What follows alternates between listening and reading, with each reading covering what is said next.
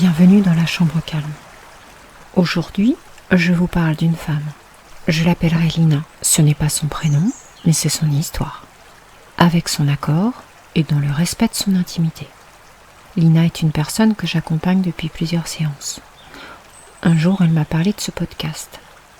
Elle avait écouté les premiers épisodes, puis elle m'a dit « Je crois que si vous parliez de mon histoire, si les autres l'entendaient, ça me libérerait, ça m'aiderait à avancer.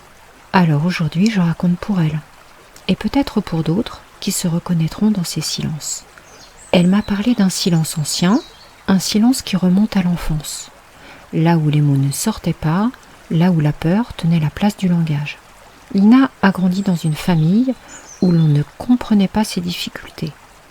Trouble 10, jamais nommé, jamais accompagné. Seulement moqué, ignoré, puni. Les troubles 10 sont des troubles cognitifs spécifiques qui peuvent atteindre des fonctions comme le langage, l'écriture, l'attention ou la coordination, sans lien avec une atteinte intellectuelle. Elle me dit « Je ne trouvais pas les mots, c'était comme une page blanche dans ma tête. Mon cœur battait très vite, alors je montais, je cachais, je faisais comme je pouvais pour survivre. Pas d'amis, pas de jeu, pas de décision, juste l'école, la maison et le ménage. Une vie sous contrôle et l'ordre de se taire. Tais-toi, ce n'est pas ton problème, lui disait-on. Tu as un toit, tu manges, c'est ça la vie. Et elle s'est tue, longtemps. Lina a grandi dans la peur de déranger, dans la peur de prendre sa place, même adulte, elle attendait. Quand je devais faire des démarches, je restais là, assise, ticket à la main. J'attendais qu'on m'appelle. Je n'osais pas me lever. Je priais presque pour que quelqu'un passe à ma place. Puis un jour, tard dans la vie, un diagnostic. Des troubles enfin reconnus, un choc, une dépression suivie d'un long travail, une reconstruction lente, un corps et un cœur à réapprendre. Elle me dit aussi, j'ai compris que je n'étais pas esclave de ma famille. Je me suis libérée en travaillant sur l'estime de moi et sur mes émotions.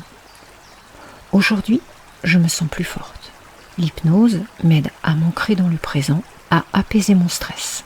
Je m'autorise aujourd'hui à exprimer les choses sans crainte de ne pas être comprise. Et c'est libérateur pour moi.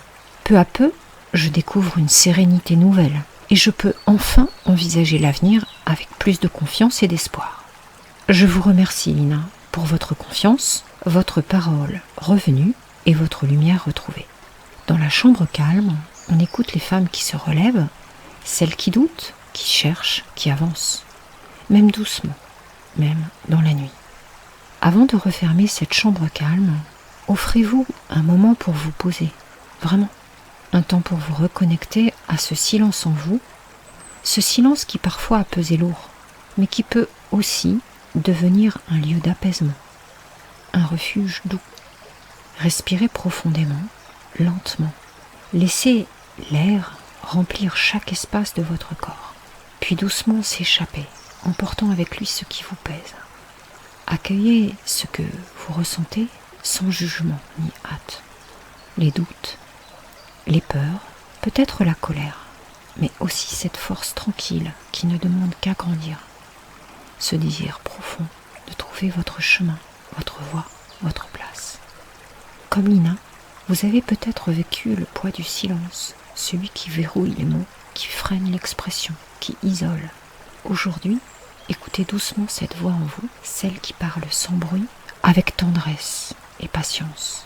Ce souffle, ce silence, sont autant de compagnons fidèles, présents à chaque pas, même les plus discrets. Si vous le souhaitez, laissez résonner ces mots en vous, doucement, comme un murmure bienveillant.